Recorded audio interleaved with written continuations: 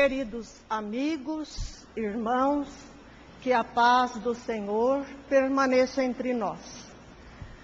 Vamos lembrar hoje a figura meiga de Jesus. E no Evangelho, Kardec nos traz muitas informações a respeito do Mestre.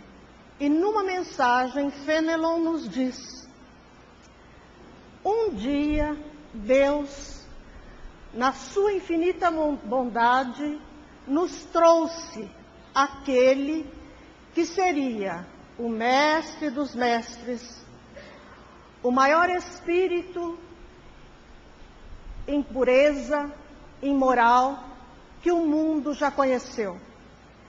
O dia abençoado foi o dia do advento do Cristo. Por que teria vindo ele a este orbe há 2000 anos? Qual seria a sua missão? E nós colhemos informações no Velho Testamento, no Novo, no Evangelho, na literatura dos grandes filósofos, estudiosos de religião, todos nos informando. Jesus veio nos trazer informações sobre a bondade de Deus. Veio nos falar da solicitude do Pai, da sua magnanimidade. Ele era bondoso por excelência e queria que seus filhos voltassem ao seu regaço, porque na verdade, há 3.500 anos, mais ou menos, quando o mundo estava em perturbação, homens semi-selvagens se degladiando, Deus mandou um dos seus amados, que seria Moisés, um missionário que aqui encontrou turbulência, corrupção, muitos desmandos, crueldade. E ele veio como missionário colocar um freio aos desmandos e assim impôs a lei que nós todos conhecemos até hoje e muitos de nós, infelizmente, ainda precisaria estar sob o seu jugo, que é a lei do olho por olho, dente por dente, ou a pena de talião, significando que a pessoa deveria receber, em contrapartida, todo o mal que havia cometido em relação ao seu semelhante. Se eu matei alguém da família daquela criatura, ela terá direito de tirar a vida de um dos meus. Essa era a lei, olho por olho, dente por dente. Naturalmente, esta era a lei apropriada àqueles tempos, àquele lugar. Como diz o Evangelho, Kardec nos explica muito bem. Se tivesse vindo Jesus, em o céu e o inferno está lá registrado, será que seria recebido melhor que foi Moisés? Ele não teria sido entendido se fosse falar em amor, em perdão, trazendo sentimentos que aquelas criaturas ainda não conseguiam ter e mostrar. Por isso, aquele era o momento de Moisés. Mas a par da lei de Moisés, dura e necessária, ele também instituiu a lei civil, que tinha muitas regras sociais, regras importantes para a convivência. E o mais importante, ele foi, como diz Chico Xavier numa entrevista, segundo lhe falava Emmanuel, Moisés foi um médium que psicografou o primeiro livro que a humanidade recebeu. Era um livro de pedra, o Decálogo, os 10 Mandamentos, que até hoje permanecem entre nós para que os sigamos. E com muita dificuldade, diga-se de passagem, é ali que estão registrados os 10 mandamentos da lei divina, permanecem até hoje irrevogáveis. Mas aquela outra lei, a lei que era da convivência das pessoas, que era necessária ser rígida, dura, esta foi por Jesus, 1500 anos depois, trabalhada, desenvolvida. E ele diz: eu não vim destruir a lei, mas complementá-la. De forma que ele foi mudando e mostrando às pessoas que Deus não era assim tão cruel como eles pensavam. Na verdade, aquelas criaturas de 1000 e tantos anos antes, pensavam assim. Quando venciam nas suas guerras, nas suas lutas, as pessoas, naturalmente com crueldade, dilapidavam os seus patrimônios, tiravam a vida dos vencidos, eram muito cruéis e pensavam: se existe um ser que chamam Deus, um ser superior, e que tem grande poder até sobre nós, ele deve ser mais cruel que nós ainda. E não aceitavam de forma alguma que ele fosse um Deus misericordioso, justo, mas usando da misericórdia para abraçar os seus filhos. E com isso, eles faziam sacrifícios, holocaustos, e nós sabemos disso, que assim queriam apaziguar a maldade, a tristeza que estavam passando, as dificuldades, e achavam que Deus haveria de amenizar as suas dificuldades com o sacrifício. Jesus veio trazer uma outra informação, um outro ensinamento. E veio nos falar, por exemplo, que devemos nos amar uns aos outros. Quando lhe perguntaram qual o maior mandamento, ele trouxe uma grande novidade para aqueles homens: que amais a Deus sobre todas as coisas e ao próximo como a si mesmo. E as pessoas não aceitavam, nem todas estavam preparadas. Tanto é que poucos foram aqueles que se sacrificaram para seguir os seus mandamentos. Foram queimados em praça pública, foram levados ao sacrifício e por 300 anos sofreram a perseguição dos romanos a título de seguir Jesus, de amar a Deus e de mostrar um pouco mais de amor, de perdão. Na verdade, Jesus, na sua didática perfeita, ele que nós sabemos, como dizem os espíritos amigos, o maior pedagogo que aqui veio, nos falava principalmente sobre parábolas, aqueles ensinamentos sob alegoria, de uma forma fantasiosa. Ele usava às vezes uma história pueril, simples, para nos trazer grandes ensinamentos. E como uma das suas missões seria justamente mostrar aos homens a bondade de Deus, a oportunidade que Ele estava nos dando através da sua misericórdia para enveredarmos pelo caminho do bem, nós vamos lembrar algumas parábolas que nos mostram justamente isso: a justiça e, mais que isso, a bondade e a misericórdia do Pai. Lá atrás, no Velho Testamento, já Ezequiel, um dos profetas, havia dito que Deus não quer a morte do ímpio, mas antes que ele se converta e viva o bom caminho, e vá para a vida reta, correta, digna. Lá atrás, no Velho Testamento, Deus não quer a morte do ímpio, do cruel, do impiedoso, daquele que não tem fé, daquela pessoa desvirtuada. Ele quer, antes que ele se converta do caminho errado em que está, e viva, e se transforme, e se redima. Assim Jesus vem mostrar, milhares de anos depois, com, por exemplo, a parábola do filho pródigo, uma das parábolas mais estupendas que nós podemos ler, entender, estudar. Por quê?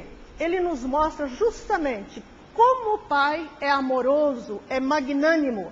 Quando Jesus diz que um fazendeiro, naturalmente simbolizando aí o Pai, com 2 filhos, teve a sua presença, um filho menor pedindo: pai, me dê a minha parte na herança, eu quero ir viver a minha vida, quero ter as minhas experiências, eu quero agora que o Senhor me dê tudo que me pertence, que eu vou embora.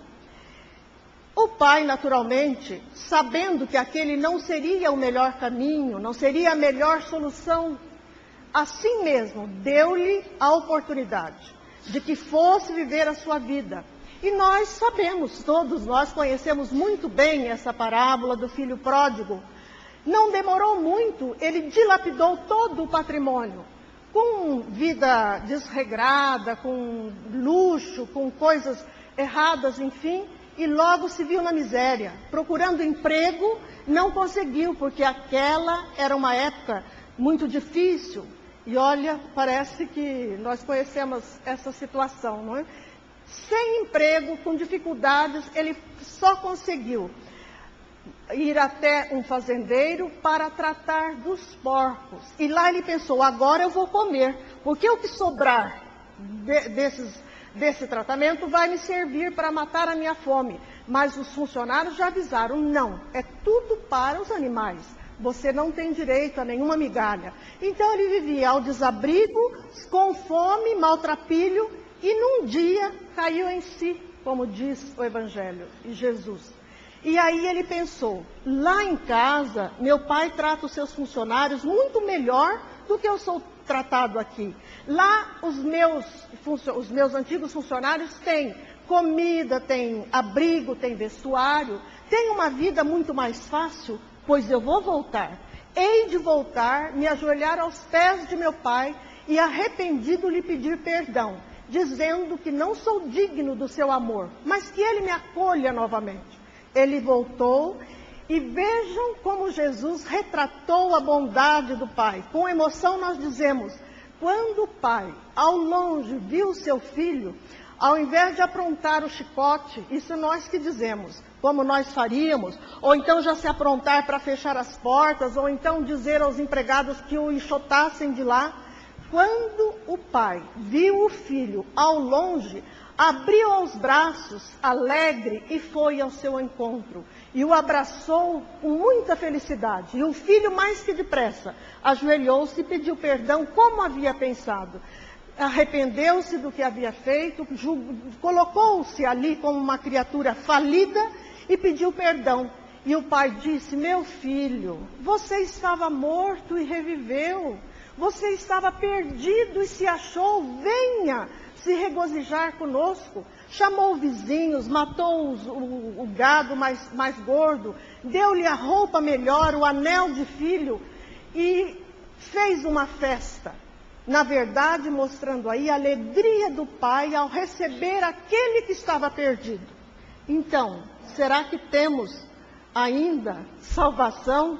Será que ainda temos condições de nos emendar? É claro que a maioria de nós já está nesse caminho, procurando se redimir, procurando se reformar intimamente. Por isso estamos aqui nesta noite, buscando orientação no Evangelho, relembrando as lições de Jesus, mas não é fácil. Tanto não é fácil porque cabe nos lembrar a figura do filho maior, do filho mais velho, egoísta. O que é que ele fez? Quando viu aquela festança, nem sequer entrou em casa, emburrado, zangado, ficou à porta, querendo saber do que se tratava. Ao se inteirar da situação, disse, o que é isso, meu pai? Eu que sempre fiz tudo, lhe dei tudo de mim, trabalhei, e o senhor nunca me matou um servo para me regozijar com os meus amigos?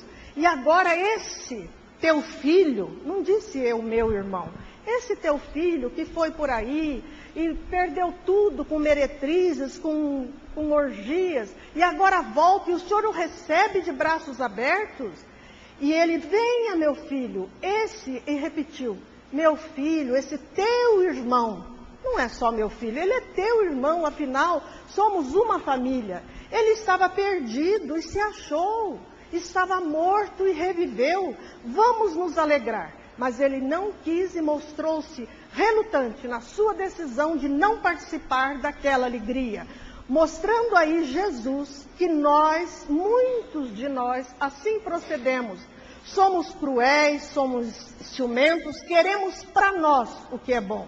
Naturalmente, revelando aí que o filho queria a herança toda para ele, achando-se merecedor e não o outro, mostrando um orgulho. E aí Emmanuel pergunta para nós, em Pão Nosso, uma das suas obras, fabulosas que ditou através de Chico Pão Nosso. Lá, né, ele está analisando essa parábola e nos diz: vamos pensar bem, quem seria mais digno de pena? O filho que saiu, que se perdeu, mas voltou, ou o outro mais velho que ficou ali trabalhando com o pai, mas se mostrou tão egoísta? E aí ele diz: eu me atrevo, não querendo dizer categoricamente, a dizer, podemos pensar que o egoísta é mais digno de pena. Esse sim é aquele filho ímpio que ainda está no mau caminho, que precisa se converter e voltar para o pai. Porque o outro já deu o primeiro passo, já se arrependeu, já pediu amparo e abrigo ao pai, já está naturalmente com a condição de se reformar mais facilmente. E aí Jesus não diz, mas o Evangelho completa. Com certeza, esse filho foi recebido na casa do pai, como nós estamos agora sendo recebidos em nossas famílias, pelos nossos pais. Temos o nosso trabalho, a nossa lida, temos a nossa casa, o nosso templo de oração para estudar, para nos orientar. Porque o pai nos dá uma oportunidade. Ele não nos condena pela primeira falta, como pensavam os antigos. Aqueles que ainda aderem àquela pena, aquela doutrina das penas eternas, está equivocado, porque Deus não nos condena às primeiras faltas, Ele sempre nos dá oportunidade de nos reformar, de nos arrepender, como o filho pródigo. E ainda mais, Jesus, em outras oportunidades, nos mostrou a bondade, a generosidade do Pai. Também naquela parábola da ovelha desgarrada, que todos nós conhecemos. E Jesus conta que certa vez um homem que tinha 100 ovelhas perdeu uma. E o que é que ele fez? Deixou as 99 e foi em busca daquela. Colocou-as num lugar onde havia paz, onde havia segurança, e saiu à procura da única que havia se perdido. Por isso, mais tarde, Jesus diz: o pai se alegra muito mais por um filho que se converte do que por 99 que já estão no bom caminho. Ele está tranquilo, estão ajudando, mas quando um se converte, que alegria! E é claro, o Evangelho nos diz, a doutrina toda hora nos alerta: o Pai espera por nós e fica muito contente a cada ato importante, digno, mostrando virtude que nós exemplificamos. Joana de Ângeles nos fala certa feita: como vai Jesus em seu coração? Você já o incorporou, os seus ensinamentos? Ele mora com você? Como é que está você frente aos ensinamentos de Jesus? Você os encara? Você os apreende de forma significativa ou superficial? De forma significativa é aquela que aqueles que são professores, por exemplo, podem lembrar muito bem. Quando nós iniciamos o aprendizado das crianças, logo no início, quando, por acaso, enveredamos por um ensino sem significado, sem relação com o seu dia a dia, com as coisas que ela conhece, aprende com mais dificuldade. Acho que todos aqui se lembram do pata nada, pata pá, nada na. E assim nós íamos decorando, macaco, mama, momu, e nós íamos decorando. E aprendíamos, porque afinal nós temos inteligência, tínhamos muito esforço, muito empenho. Mais tarde, com a evolução da didática, da pedagogia, nós fomos aprendendo que era preciso levar a criança o ensinamento de uma forma mais real, mais concreta, para que ela realmente assimilasse com significação. As coisas têm que ter significado para nós. Aquilo que nos atinge, que nos comove, é aquilo que tem significado para nós. Na verdade, às vezes, alguns irmãos não significam nada para nós, e é por isso que nós não o amamos, nós não o visitamos, nós não lhe damos um pouco mais de amor, de carinho, de atenção, como disse Jesus, Por enquanto, aquelas criaturas não têm significado para nós. Agora, Jesus, os irmãos, precisam significar muito para nós, assim como para a criança. Veio Paulo Freire, mais tarde, ao alfabetizar alunos, adultos, e ele mostrou como é fácil. Aqueles adultos já diziam, eu não aprendo mais, burro velho não pega marcha. E, na verdade, ele usando o palavreado do seu dia a dia, dos seus costumes, por exemplo, aqueles que trabalhavam como construtores, como pedreiros, ele usava a palavra tijolo, levava o tijolo na sala de aula, mostrava e ensinava a primeira palavra para a classe, tijolo. Todo mundo queria aprender e se contentava, se alegrava de ter aprendido algo que tinha significado para elas. Para nós também, será que Jesus tem significado? Os seus ensinamentos têm tocado o nosso coração, como é de se esperar? Talvez não. Por isso ele disse, eu vim para aqueles que são, não para os que são sãos, mas para os que são doentes. Por isso ele veio aqui, para nós, por nós, que somos doentes da alma. Lembram-se de Emmanuel, no livro Justiça Divina, nos diz, todos nós, e ele aí se inclui, encarnados ou desencarnados, somos espíritos imortais, mas ainda em tratamento. Somos doentes da alma em tratamento, esperando alta. Então, por enquanto, se é que estamos em tratamento, e com certeza estamos, porque aqui nessa noite, ao invés de estarmos no hospital, estamos sob a égide das lições do Mestre, do Evangelho, do Espiritismo, porque veio Jesus nos falar de amor, falar da bondade do Pai, mostrar que não estamos condenados, como dizia aquela novela, lembram-se? Você vai morrer no fogo do inferno, no mármore do inferno, na Estênio Garcia, numa dada novela, vivia repetindo e a gente achava graça, porque a pessoa errava em algum ponto e ele dizia, você há de morrer no mármore queimado, por aí, não é? No mármore do inferno. E assim muitas pessoas acreditam ainda, mas Deus, na sua bondade e na sua justiça, foi revelado por Jesus. A sua missão maior foi essa, revelar a bondade de Deus, a sua justiça e a sua misericórdia.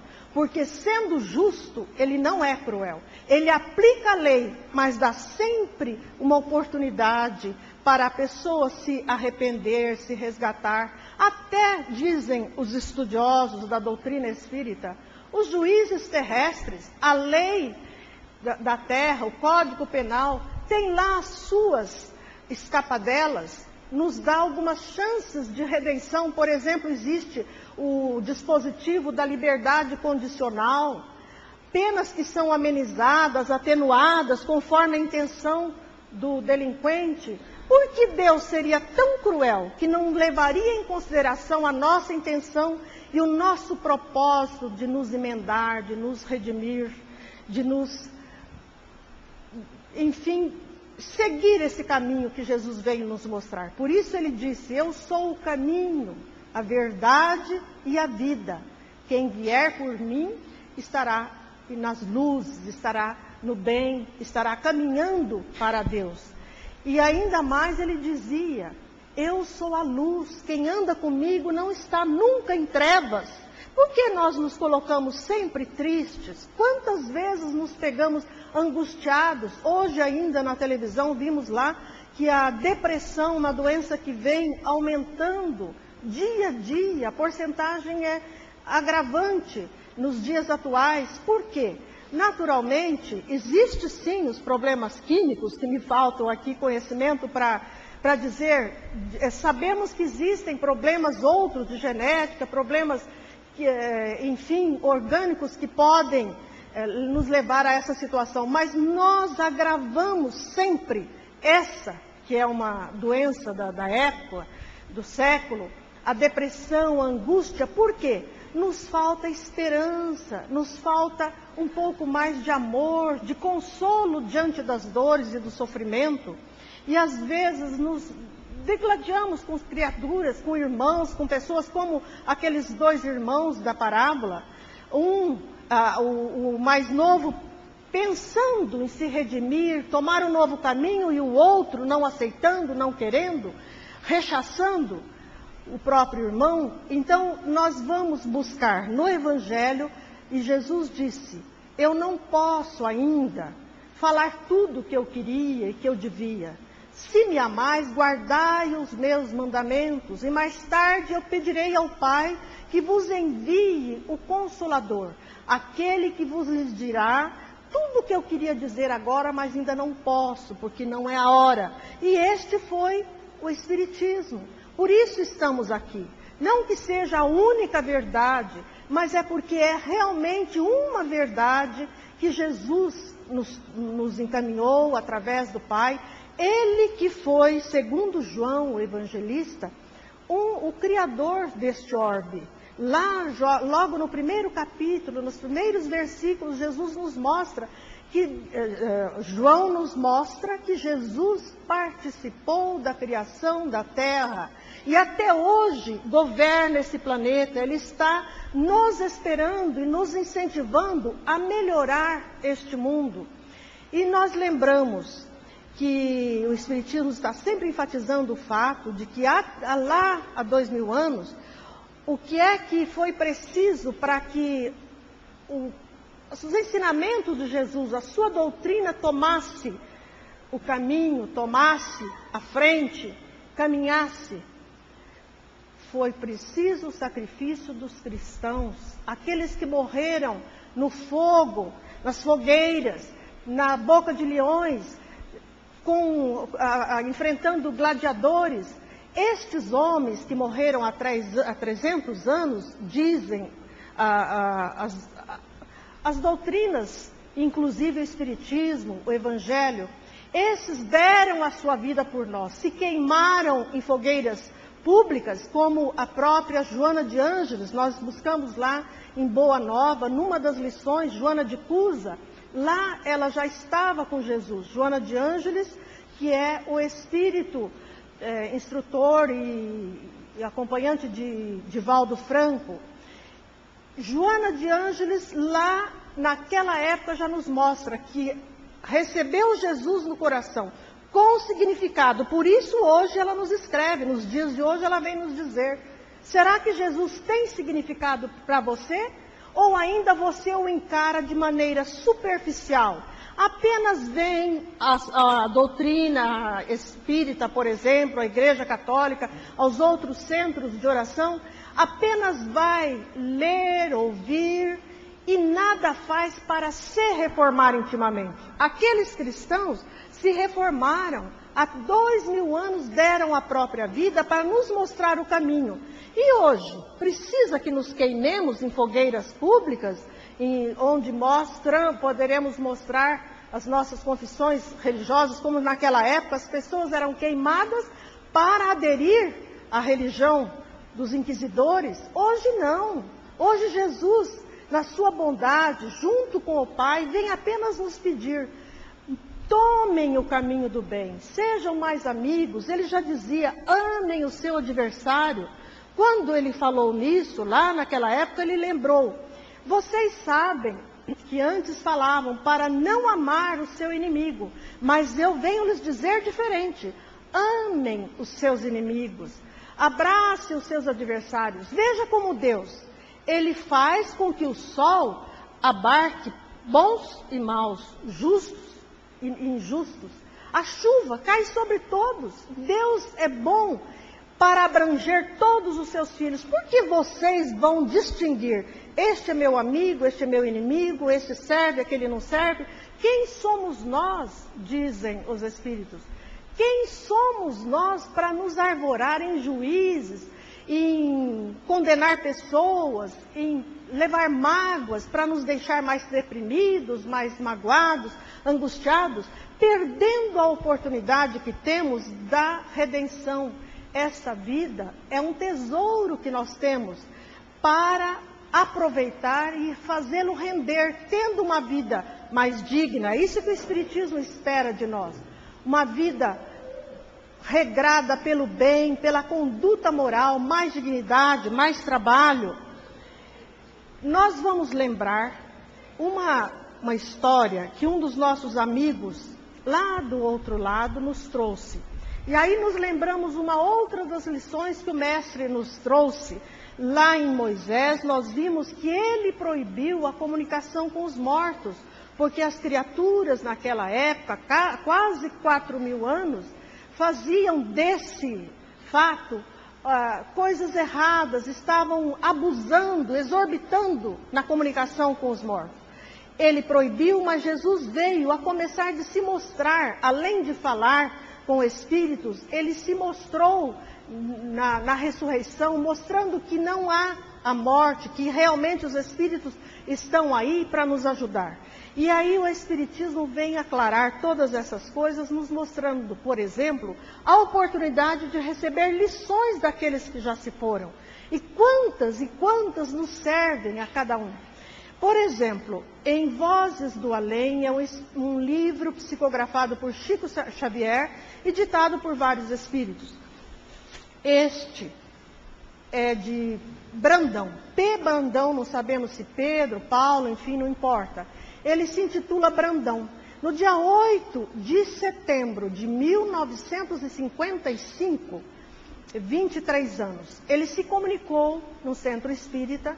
Os estudiosos e aqueles que estão encarregados de nos orientar registraram a sua mensagem e nos trouxeram depois. E ele diz realmente que era para isso que ele estava vindo, trazendo o seu exemplo para que nós também tomássemos um pouco mais de vontade, de firmeza em nossas ações. Ele se comunicou dizendo inicialmente que estava ali já fazia 2 anos. Fora trazido por espíritos amigos àquela casa de oração, aquelas reuniões, para poder se redimir, porque ele estava sofrendo fazia muitos anos, e ele não conta, mas pelas contas que podemos fazer, mais de 20 anos, 30 anos, ele estava, depois da sua morte, da sua desencarnação, sofrendo pelas regiões de umbral, de tristeza, e recolhido por mãos amigas, depois de muita pressa, ele foi trazido à casa espírita, recebeu orientação durante 2 anos. E quando se achou fortemente preparado, deu a sua mensagem, dizendo: eu estou hoje aqui para lhes contar uma coisa muito importante para mim. Nos primeiros tempos, eu apenas recebia os passos, era levado para um lar espiritual aqui próximo, fui tratado, fui abençoado por mãos amigas, e agora eu já estou preparado, não só para contar a minha história, como também para lhes mostrar que Deus é Pai, é bondoso, é misericordioso e nos dá sempre uma nova chance. Porque se assim não fora, se houvesse as penas eternas, eu estaria sim condenado ao fogo do inferno. Eu era um rapaz jovem, ainda despreparado para a vida, que conhecia uma outra jovem, muito bonita, jovenzinha e rica. E aquilo me interessou muito. E eu pensei, principalmente quando vi que ela era órfã e o pai já estava bem velho. Vou me casar com essa moça e eu preciso usufruir dessa fortuna. Eu sou jovem, tenho vida, tenho muita coisa para viver, para vencer, e eu preciso de um pouco mais de recursos. Essa vida difícil que estou levando não quer dizer nada, eu vou enveredar por esse caminho. Naturalmente gostava um pouco da moça, enfim, logo se casaram. E logo nos primeiros tempos, ele mesmo diz, ela era inexperiente e lhe deu uma procuração, dando-lhe plenos poderes para exercer as ações necessárias à administração da riqueza. Por quê? O pai morreu logo, como ele previa. Ele ficou sem o sogro muito cedo e lhe deixou uma grande fortuna. O que é que ele fez? De posse daquela procuração, ele foi se apropriando daquela fortuna com uma ganância de uma forma tão errônea e tão deprimente, que logo pensou: aqui não basta, estar no Brasil, no Rio de Janeiro, diz ele, ainda não me basta, eu quero gastar esse dinheiro de outra forma, com outras imagens, outras visões, outras experiências. E lá foi para a Europa. Ficou 5 anos gastando o dinheiro. Naturalmente nós sabemos como, só em luxo, facilidades, dissipação, diz ele. 5 anos passados estava doente, na miséria e com tuberculose. O que é que ele fez? Vou voltar para o Brasil enquanto devia ter dinheiro para passagem. E com certeza pensando em procurar mulher. Quando chegou ao Rio de Janeiro, diz ele, fiquei sabendo que ela, relegada à miséria, que eu a deixara sem nada, fora parar num prostíbulo. E lá ficou muito doente e morreu num sanatório com doenças incuráveis e realmente na maior miséria e tristeza. E aí eu fiquei um pouco abalado, mas não deu muito tempo de eu fazer nada, nem de me arrepender, porque eu também desencarnei, porque estava muito doente. Passando para o lado de cá, disse ele, aí é que vinha a cobrança.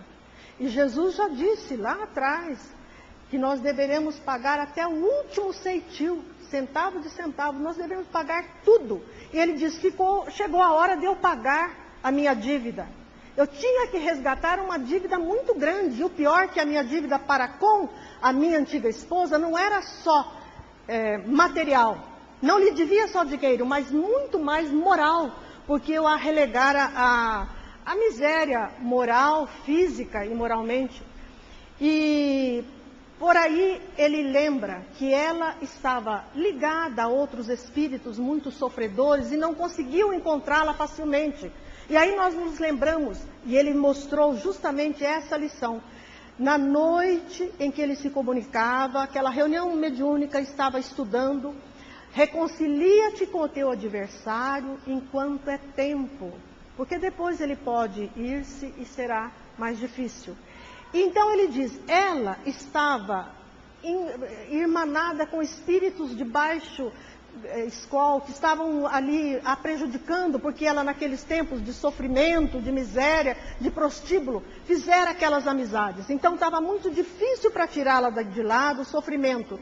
E eu também amargando as minhas dívidas, muito sofrido, passei anos e anos, até que um dia eu pensei, eu tenho que pagar a minha dívida, aquela história. Nós vamos deixando na dívida sobre dívida, pagando juro sobre juro. Chega um dia que a coisa fica muito pesada. E ele falou, chegou o momento, como diz lá Jesus na parábola, eu caí em mim e pensei, tenho que me reformar.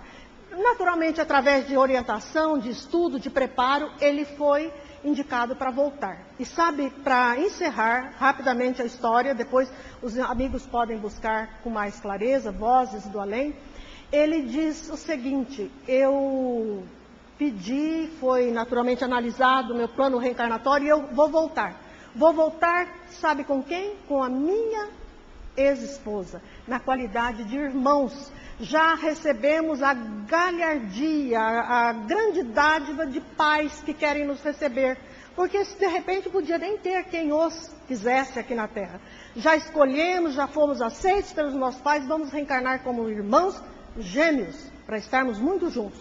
Ela, ainda desequilibrada psiquicamente, não poderá reencarnar como uma criatura perfeitamente normal, sã mentalmente. E eu serei o seu tutor, o seu amigo, o seu benfeitor nesta vida.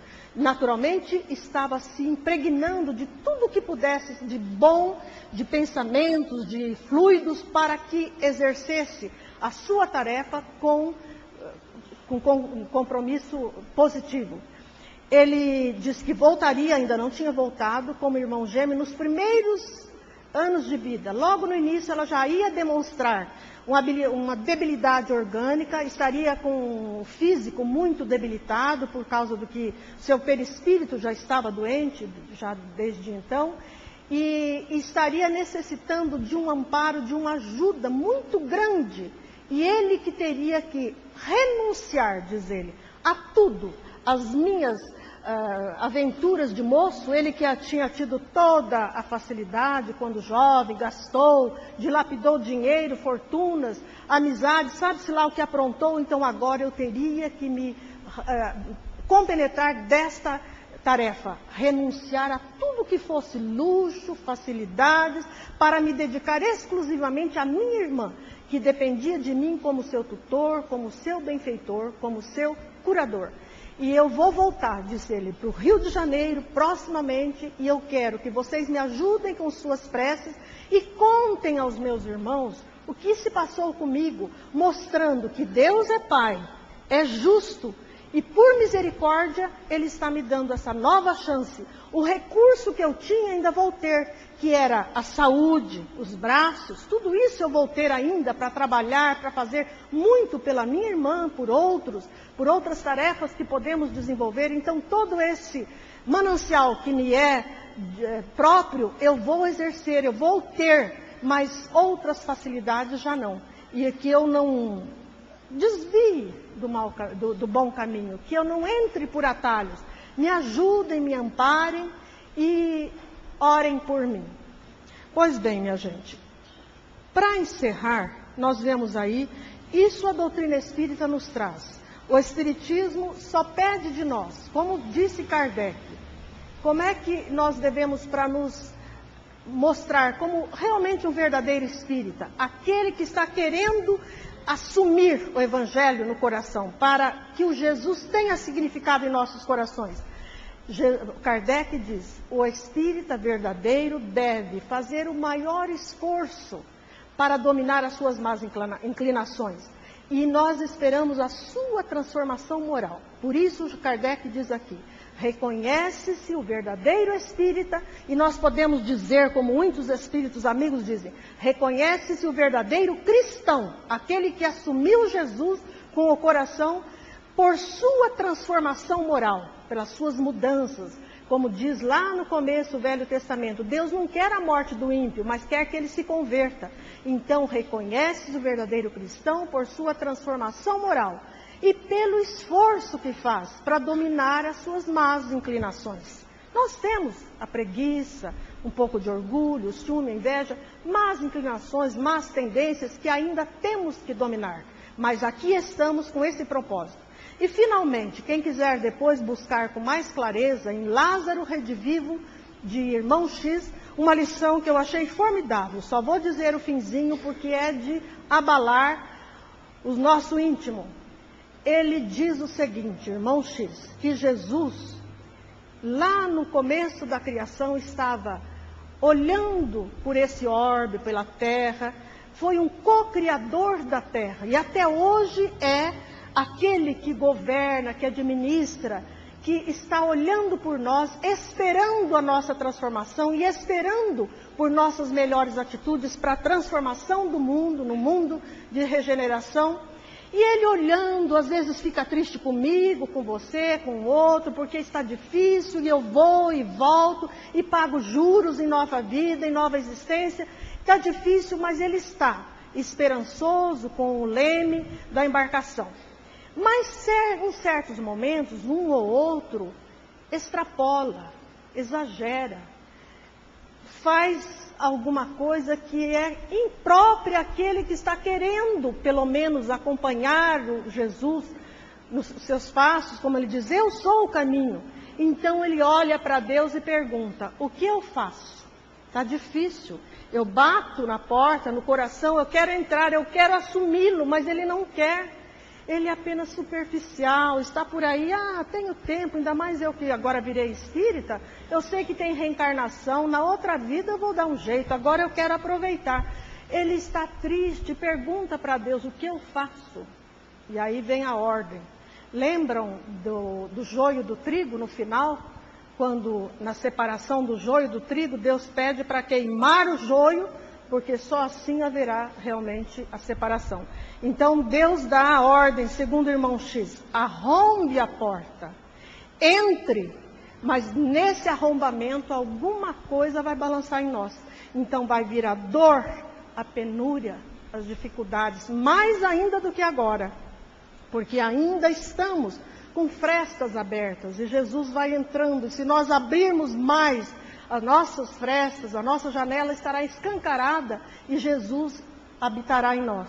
Por enquanto, só Ele habita no Pai. Ele diz, eu habito no Pai, o Pai habita em mim. Mas Ele quer que nós também habitemos nele e em Deus. Vai demorar, Sim, mas comecemos já. O bom começo está agora. Não vamos colocar cinzas em cima de nós e achar não adianta.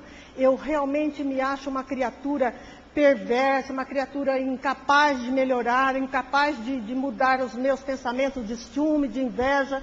Eu sou uma pessoa descrente, Não, essas cinzas que fiquem para o passado. Vamos nos limpar, abrir, escancarar as nossas frestas e deixar que Jesus entre, para que não haja necessidade do arrombamento que Deus ordenará, se necessário, porque Ele não vai nos perder. Se Ele perceber que nós estamos caminhando para o mal profundo, Ele vai nos buscar.